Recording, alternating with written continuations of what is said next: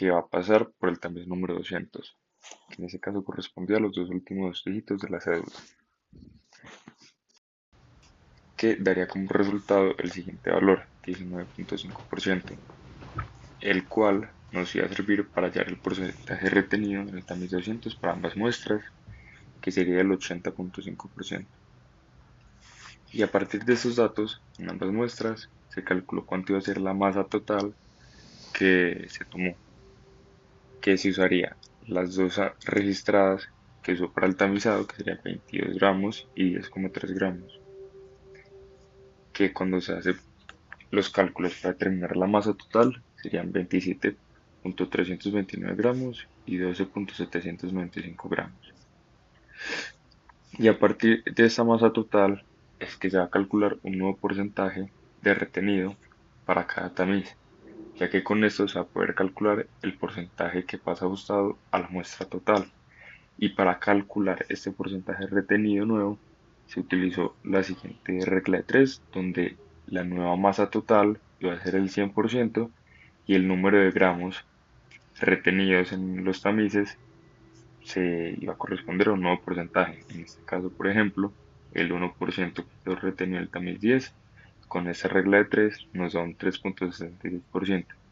Y este mismo proceso se realizó para todos los tamices, dando dichos resultados. Y lo mismo para la segunda muestra, donde podemos ver los resultados. Posteriormente, con esos porcentajes retenidos nuevos ajustados, se determinó pues ayer el nuevo porcentaje que pasa ajustado a la muestra total, que simplemente sería restando del porcentaje pues, que pasó, en este caso, por ejemplo, el tamiz número 4, que aquí sería el 100%, se le restan el retenido y así continuamente hasta llegar al tamiz número 200, que para luego poder seguir hallando esos porcentajes en la prueba de hidrómetro se utilizó una nueva regla de 3 muy similar a la anteriormente usada, pero esta vez con el 19.5%, 19.5 gramos igual al 100%. Y a partir de esa regla de 3 pues se siguió hallando, por decirlo así, los nuevos porcentajes. Y lo mismo para la segunda muestra. Cabe aclarar que entre ambas muestras, por decirlo así, se encuentra una diferencia y es que en la muestra número uno no tenemos ningún porcentaje que se haya quedado retenido en el tamiz número 4, mientras que en la muestra 2 sí tenemos un porcentaje retenido en el tamiz número 4. Posteriormente nos dedicamos a hallar cuál fue el límite plástico y el límite líquido para ambas pruebas. En el caso de la muestra G se usaron los siguientes datos. Estos son para el límite plástico y estos para el límite líquido. Y para la muestra H se usaron los siguientes datos.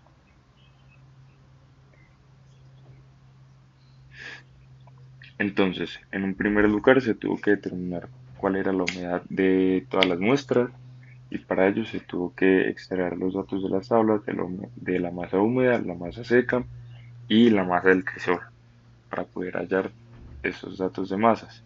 Y con las masas poder hallar la humedad, como podemos observar acá. Se hizo para ambas muestras y como se vio que la humedad de ambas muestras era muy similar, se podía hallar el límite plástico a partir de simplemente promediar ambas humedades, dando un resultado de 13.495. Y para el límite líquido, lo que se hizo fue volver a hallar estas humedades, también con los datos suministrados por la tabla, y registrar el número de golpes que se tuvieron que utilizar en el aparato de casa grande. Y a partir de estos datos, lo que se hizo fue graficar la gráfica del límite líquido y determinar el D25. Y a partir del D25 se pudo tomar un valor de humedad que iba a corresponder al límite del líquido, que en este caso fue 21,4. Y se hizo el mismo procedimiento para la muestra H. También se determinaron las masas húmedas y secas, a partir de estas se pudo calcular la humedad, pero en este caso ambas muestras arrojaron una humedad ligeramente diferente. Una dio 20.58, mientras que otra dio un valor de 16,4. El estar alejadas no se podía simplemente promediar las humedades, por lo cual se procedió a calcular el límite líquido y a partir de ese resultado se hacía determinar qué hacer para calcular el límite plástico. Entonces, en este caso, en el límite plástico, se hizo lo mismo para las tres muestras, la de 5, de 4 y de 33, se calcularon las humedades y se registraron el número de golpes. Y con esos datos se procedió a hacer pues, la gráfica del límite líquido y nuevamente se volvió a ubicar el de 25 y en este caso volvió a arrojar un valor similar al anteriormente hallado, 21,2. Ahora bien, como el límite líquido dio mayor a ambas unidades del límite plástico, las cuales se distancian la una de la otra, como al ser mayor, lo que se podía hacer en esta ocasión era promediar ambas unidades. Y el valor nos daría el límite plástico de la muestra H, que iba a ser 18,31. Luego, en calcular el límite plástico y el límite líquido, se hizo también la distribución granulométrica de ambas muestras, dando como resultado pues, la siguiente gráfica. Y a partir de todos estos datos, se empezó a hacer la clasificación según el USCS. Entonces, el proceso para la primera muestra se puede ver en esta imagen. Primero se procedieron pues como a seguir como paso a paso esta gráfica que se puede observar ahora mismo con las siguientes preguntas. La primera era determinar cuánto se retenía en el tamiz 200. Para la muestra, tanto para la muestra uno como para la muestra 2 iba a ser del 80,5%. Como es mayor al 50%, que es el valor, por decirlo así, de referencia, que se determinan que son unos materiales gruesos. Para la pregunta 2 tenemos que hallar el porcentaje que pasa el tamiz número 4. En este caso sería el 100%. Y a partir de aquí se va a calcular los valores, el valor A y el valor B. El valor A se calcula por medio del porcentaje que pasa al número 4 por 2, que da 200. Y el valor B va a ser igual al valor A menos el porcentaje que pasa a 200, lo cual nos da un resultado de 180,5. Y como este valor es mayor a 100, determinamos que tenemos un material de arenas, o S. Para la pregunta 3 tenemos que ver es cuánto pasa el tamiz número 200. En este caso iba a ser el 19,5% y al ser mayor a 12% íbamos a determinar cuánto iba a ser el índice de plasticidad, tanto práctico como el teórico, o real y teórico. El real sería el límite líquido menos el límite plástico, dando un resultado del 7,9%, y el teórico sería 0,73 por 21,4 menos 20, lo cual daría igual a 1,02%.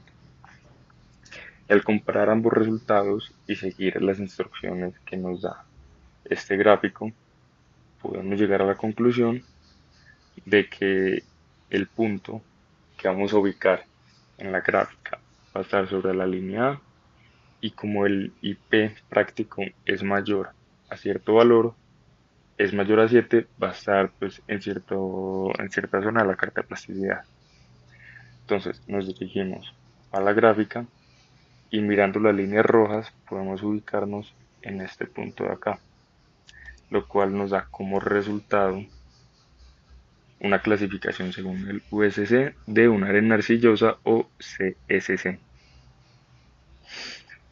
Y de acuerdo al triángulo textural, tenemos que tomar en cuenta los siguientes porcentajes. Y es que a partir de una masa total de 27,329 gramos, ya que el porcentaje de grava es del 0%, vamos a tener unas arenas del 80,5%, unas arcillas del 2,145%, y por último, unos limos que se harían igual al porcentaje pues de, de lo que pasa en cierto tamiz menos las arcillas, lo cual nos da un porcentaje de limos del 16,86%. Y llevándonos estos porcentajes al triángulo textural, indicados por las líneas rojas, como podemos ver acá, llegamos a este punto, que nos indican una arena limosa. Ahora, para la muestra H, seguimos el mismo procedimiento. Como dije anteriormente, como el 80.5% es mayor al 50%, que es lo que se derrite en el tamiz 200.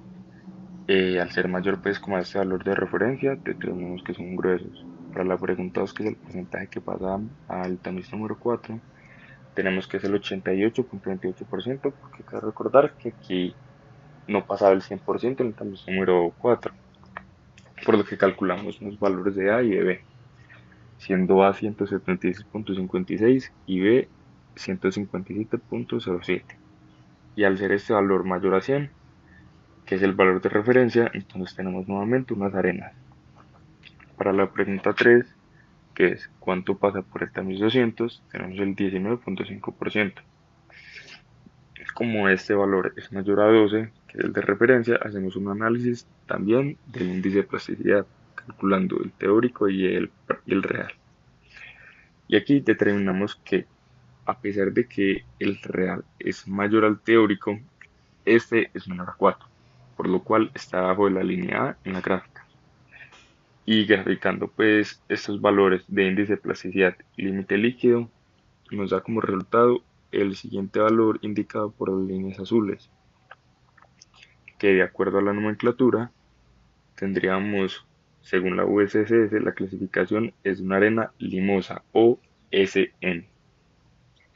Y por último, para la clasificación según el triángulo textural, se tiene que hacer un procedimiento previo. Y es que al tener presencia de gravas, se va a hacer un nuevo cálculo, por decirlo así, donde ya el 100% no se tendrá en cuenta estas gravas. Por lo que, como se pueden observar aquí, se hace pues un nuevo análisis, un nuevo 100%, y se hallan los nuevos porcentajes, tanto de arenas, limos y arcillas, dando como arenas el 77.81%, de limos un 21.86% y de arcillas un 0.22%. Y al graficar esos valores, indicados por las flechas azules, obtenemos una arena limosa.